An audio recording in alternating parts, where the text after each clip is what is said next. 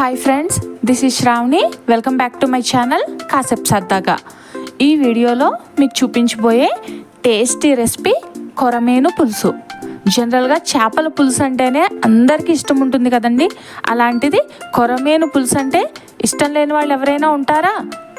చాలా ఈజీగా టేస్టీగా వంట రాని వాళ్ళు కూడా చాలా సింపుల్గా ఎలా చేసుకోవాలో తెలుసుకోవాలంటే స్కిప్ చేయకుండా ఈ వీడియోని కంప్లీట్గా చూడండి. నా ఛానల్ని సబ్స్క్రైబ్ చేసుకోవడం మాత్రం మర్చిపోకండి. రెసిపీని స్టార్ట్ చేద్దామా? ముందుగా కొరమేను చేప ముక్కల్ని మేము స్కిన్ కూడా తీయించేసి తీసుకున్నాము. వీటిని నీట్గా క్లీన్ చేసుకోవాలి.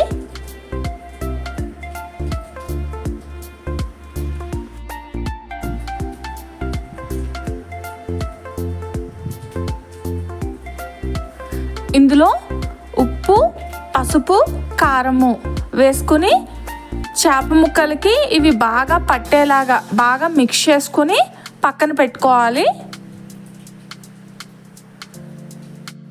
చింతపండుని నానబెట్టుకుని ఉంచుకోవాలి. ఒక ప్యాన్ పెట్టుకొని ఆయిల్ వేసుకుని అందులో కట్ చేసి పెట్టుకున్న ఆనియన్ పీసెస్ని వేసుకుని ఫ్రై చేసుకోవాలి.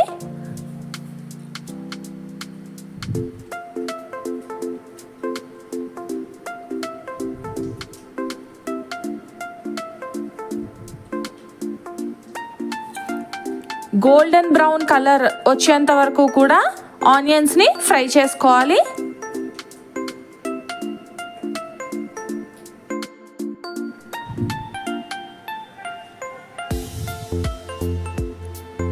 చూడండి, ఇలా మంచి గోల్డెన్ బ్రౌన్ కలర్ రావాలి.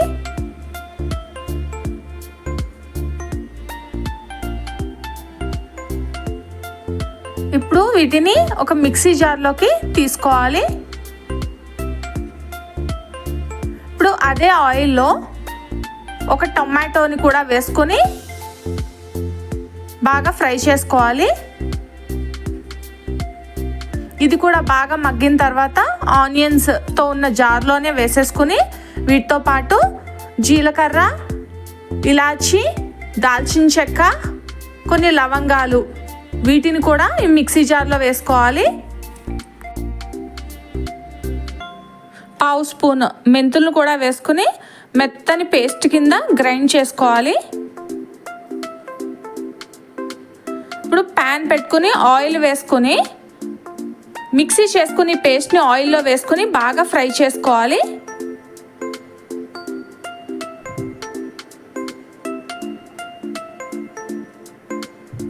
కొంచెం ఫ్రై అయిన తర్వాత ఇందులోనే పచ్చిమిర్చిని కూడా యాడ్ చేసుకోవాలి.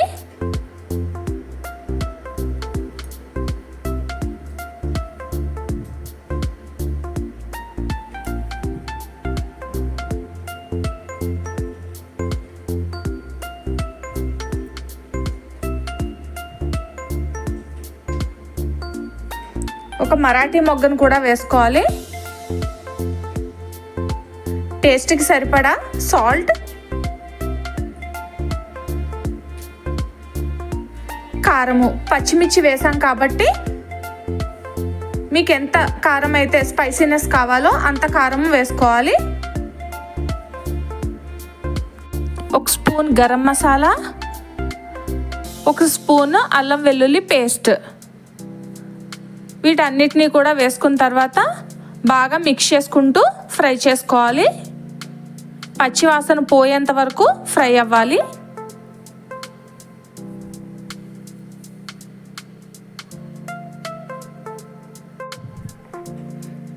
ఇలా బాగా ఫ్రై అవ్వాలి.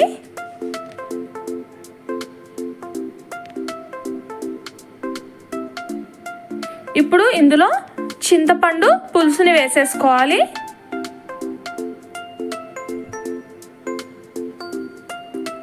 ఒకసారి బాగా కలుపుకోవాలి.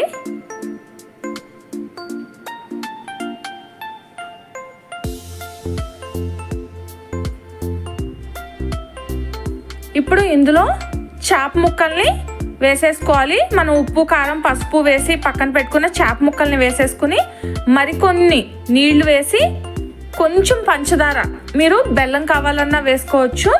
స్వీట్ వేయటం వల్ల పులుసు చాలా టేస్టీగా ఉంటుంది. దీన్ని ఒక 10 నిమిషాలు బాగా మరిగించుకున్న తర్వాత ఇందులో కొత్తిమీరని వేసుకోవాలి.